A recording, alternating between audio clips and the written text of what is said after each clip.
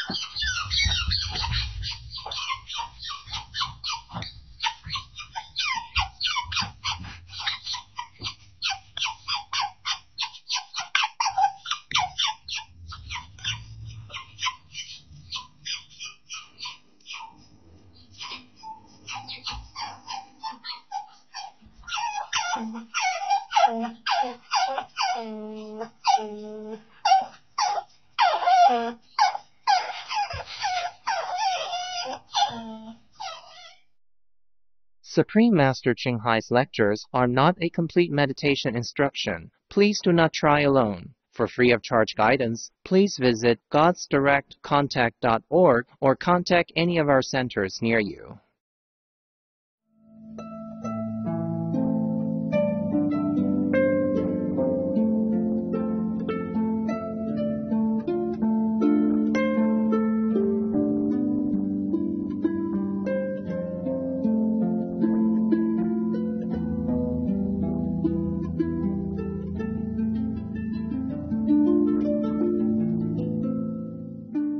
Hello, all innocent and pure souls, beloved of all heavens, and the great, the highest, the Almighty God.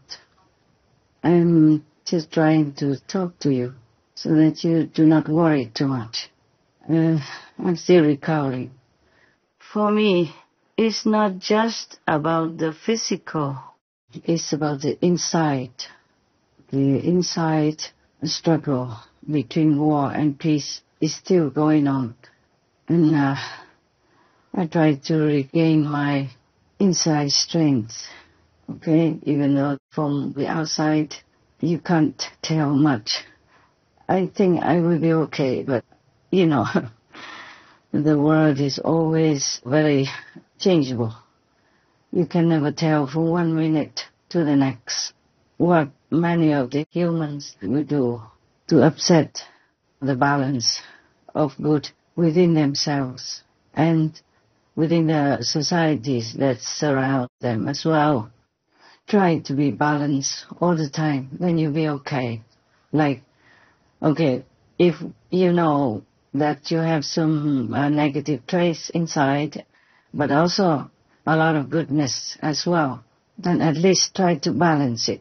Don't encourage, don't support yourself, don't ruin yourself or spoil yourself by just listening to your own negative traits, which are imparted to you the day you were born already, or even before that. Everyone who was born or will be born into this world has to pay some price without their intention to choose it. It's a price to pay to be in this turbulent and complicated world. Because if you are all pure, then your energy will not mix, will not belong to this world. You will float upward, back to the heavenly abode. So even if the masters, Buddhas, don't have to bear the burden of world karma, they can't stay here on earth.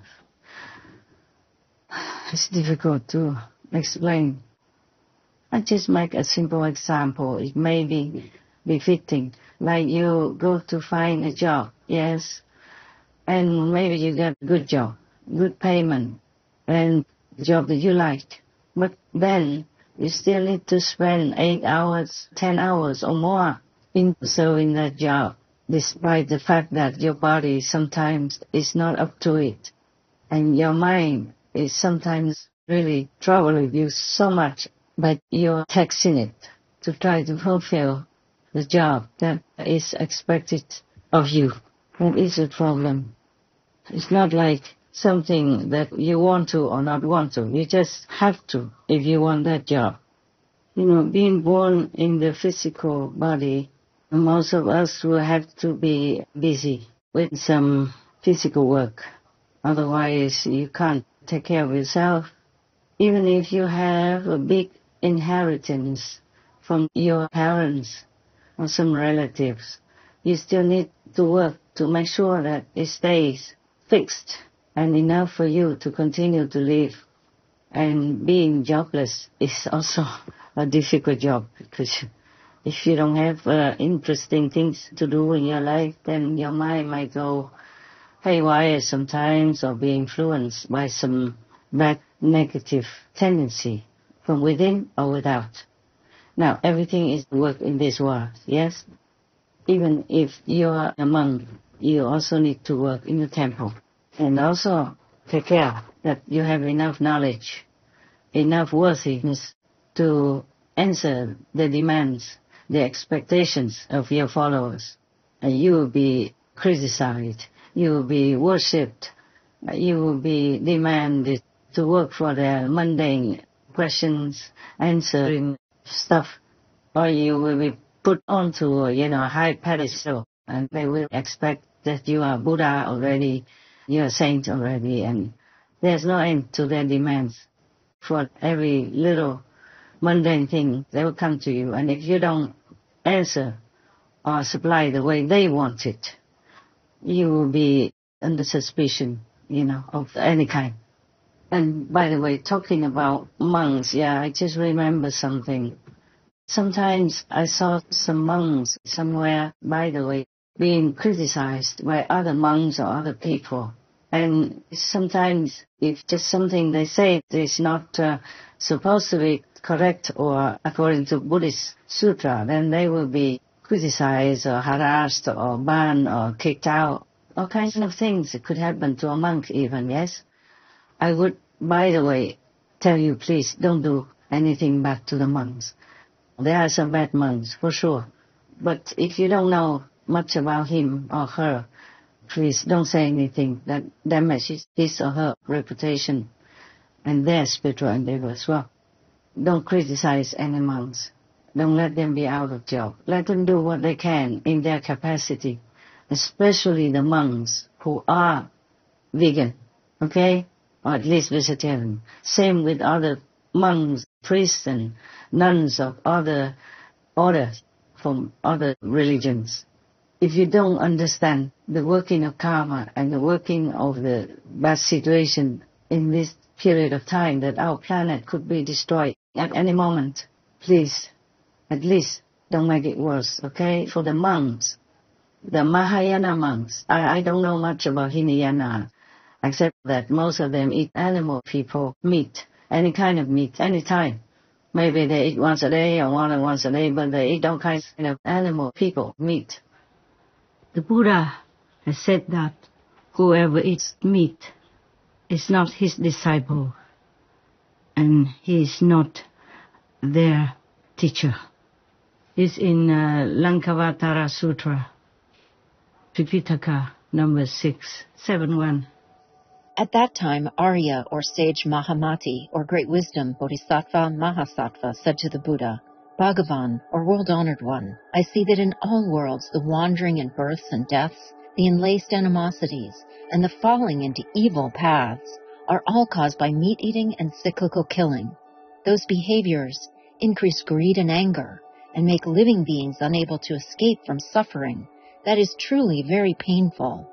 Mahamati, having heard my words, if any of my disciples does not honestly consider that, and still eats meat, we should know that he is of the Candela, or killer's lineage. He is not my disciple, and I am not his teacher. Therefore, Mahamati, if anyone wishes to be my relative, he should not eat any meat. That I know, okay? Now the Mahayana monks, meaning the great vehicle monks, they eat vegan, or at least vegetarian, meaning maybe sometimes they drink milk. I'm not so sure what they eat. but they tolerate, vegetarian, not knowing too much about how the egg industry is so brutal to little chicks and chicken people, and not knowing too much about the inhumane treatment of the cow people in the animal people factory, okay? So please do not be so harsh. At least they do their best, what they know, what they think is the best. These monks, they wear monks' robes. Maybe they don't do much. Maybe they don't know much about Buddhism. They just know or understand as much as they can. Because they don't always meet the good master to teach them the real meaning behind all the teachings of the Buddhas. So please keep quiet, okay? If you don't have trust in them or you don't respect them, at least refrain from insulting them or making their life hard, because they wear the monk's robe. That represents compassion and the teaching of the Buddhas. It just represents it, at least like that. So they will maybe reawaken the seed in some followers, rekindle the compassion of the Buddha, okay? When you see the monks, the Mahayana monks, at least, they will remember the Buddha taught compassion and vegan. I told you already in the Suragama Sutta, the Buddha said, we should not even wear silk, should not even use down anything, and should not drink milk, even anything to do with animal people. So now, most people don't know all this, they don't have time and they don't have a good teacher to teach them. So please do be tolerant. I'm not saying that I'm better than you. I used to be intolerant also. When I was younger, when I first became a nun, I saw a man stripping down to his, shorts only, and wigging and wagging in front of the Buddha statues in the temple. He was standing in front of the Buddha's temple statues on the balcony. The Buddha's statues were behind him. And I scolded him a lot and told him to get off there immediately for disrespecting the Buddha. You have many places to exercise. You can't just stand in front of the Buddha and show your butt like that. This is not Buddhist. And so then he ran away.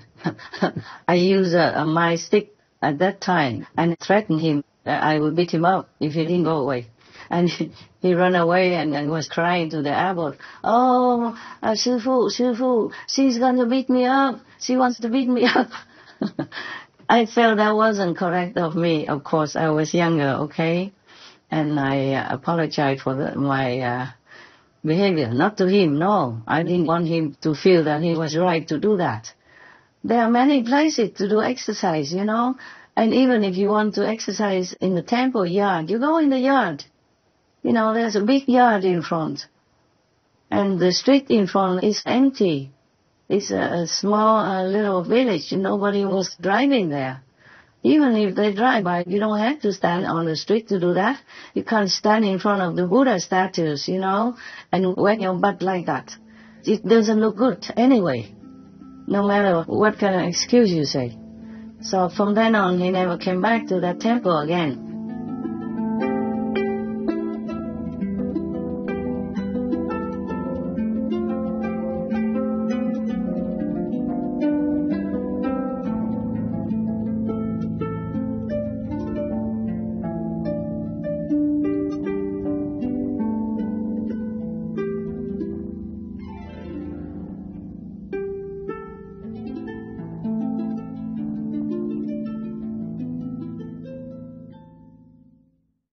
Supreme Master Ching Hai, vegan, is a world-renowned spiritual teacher, humanitarian, and artist.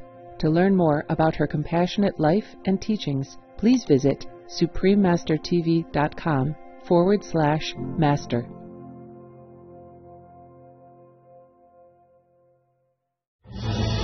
Peace is happening around our world. Peace News number 43 of MINH and counting.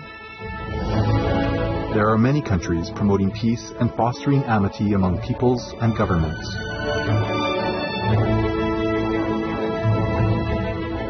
etc.